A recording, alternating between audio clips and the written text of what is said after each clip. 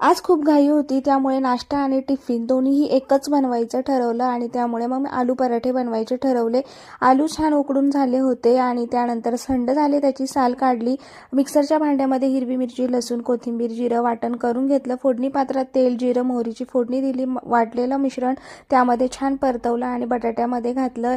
मीठ घातलं चवीनुसार आणि त्यानंतर एकजीव केलं आणि जशी पुरणपोळी लाटतो तसे पातळ असे हे आलूचे पराठे लाटले आणि घरात सगळ्यांना आवडतात. वेळ कमी होता त्यामुळे ही गोष्ट माझ्यासाठी खूप सोपी ठरली. नाश्ताही झाला पोट भरून आणि त्याचबरोबर टिफिनचंही काम झालं.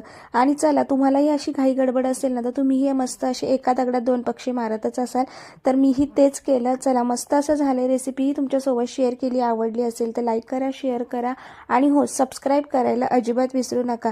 याचा डिटेल व्हिडिओ आपल्या चॅनलवरती आहे. बऱ्याच गोष्टी आहे ज्या नक्की जाऊन तुम्ही चेकआउट करू शकतात. सो उद्याच्या ब्लॉगमध्ये भेटूया. Bye bye.